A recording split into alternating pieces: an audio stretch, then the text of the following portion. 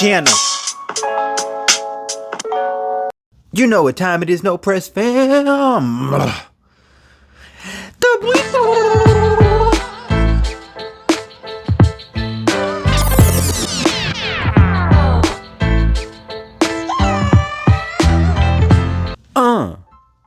Welcome all to another episode of The Beatdown, the segment where we take multitudes of characters from across many universes and have them battle it out. I am your gracious host, Class. And if you enjoy our content, share, like, subscribe, and become a No Press fan member. We put out new episodes every week. Also, if you want to learn about origins or abilities, check out our playlist titled Brief Origins or BAF. With introduction said, let's get down to the beating. In this corner representing DC Comics, Hal Jordan's own Green Lantern. Alright, let's talk about the endgame.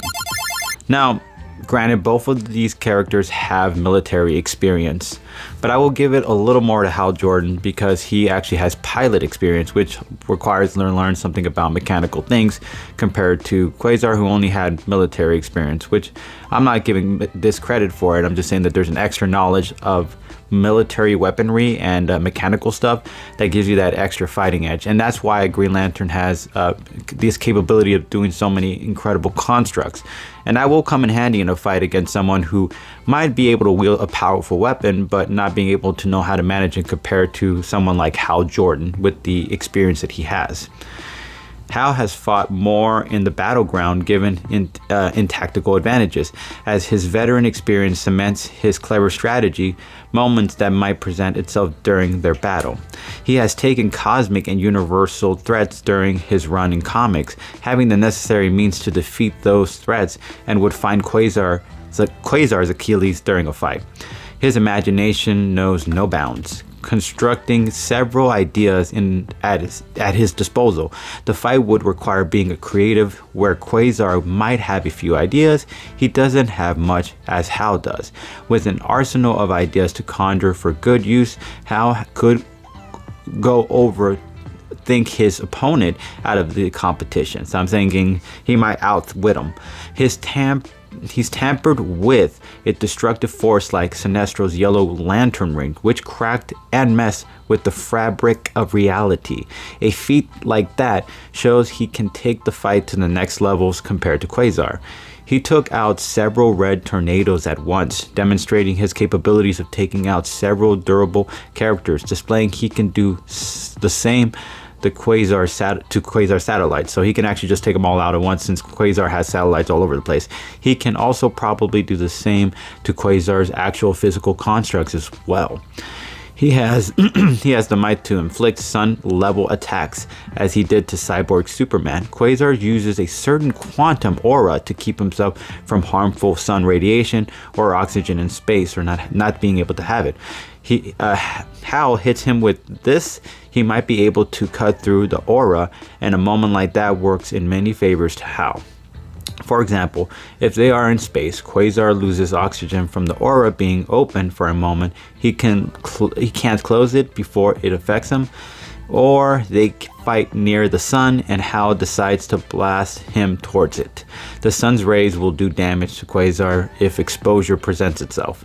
As the God of Light power-up, he has a better odds at getting his win, as in this form he can control stars. A power like this places him near Phoenix Force's tier, and yes, Quasar has taken on a version of the Phoenix Force, beginner Phoenix Force form, meaning that she wasn't at her top tier level at that time, which means if he had to go against the full might, he would be in serious trouble. Same rules would apply for Lantern's God of Light power form. He would have to either finish Quasar off quickly to avoid a long draining fight, or keep himself close to the battery source to avoid complete loss. His reaction time and reflexes gets up there.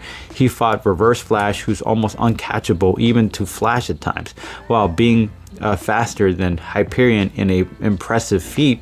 He can't avoid Hal getting a hold of him, which leaves him like a bear caught in a trap, and Green Lantern the Hunter.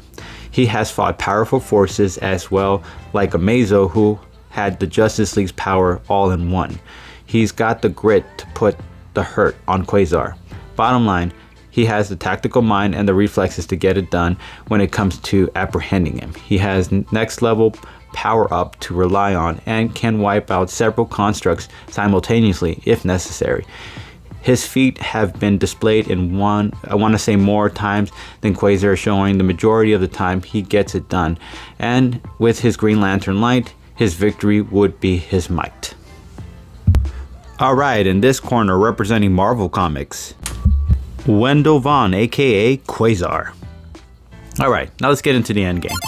His bands don't run out of juice. He channels his from the quantum zone, while Hal's lantern ring requires charging after some time.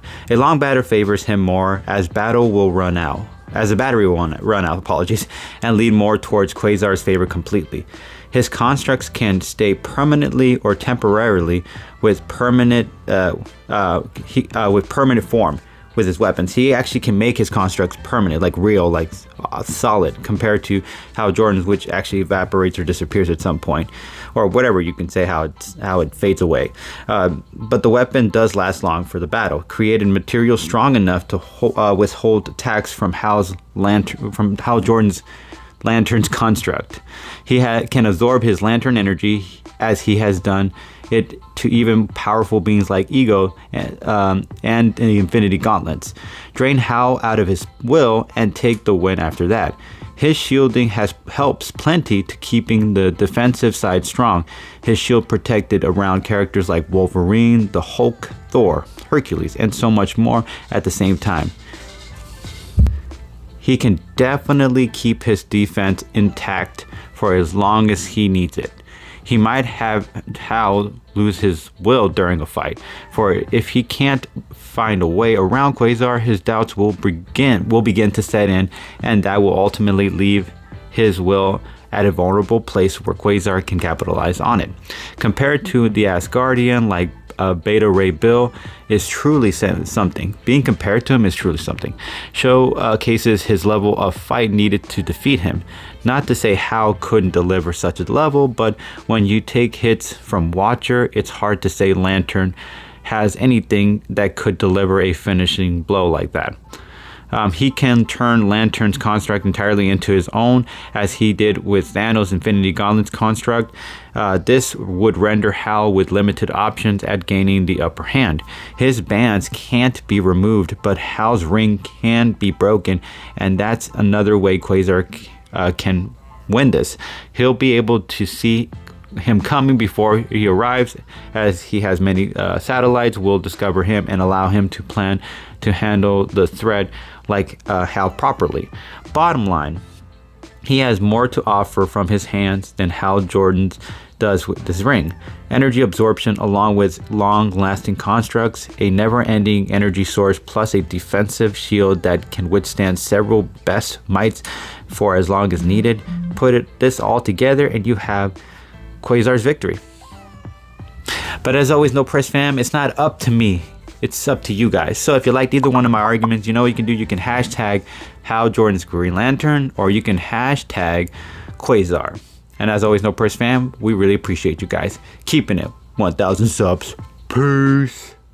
Shout out to all my content supporters. We're not working together, but we like to give credit where credit is due. Ivan the Unstoppable for all the knowledge of comic feats. Watch Mojo for origins and for all the background videos. Comic Historian, Comics Explained, and Key Issues. Go ahead and check them out and tap into the world of comics by supporting other creators. Link to channels will be in the description below.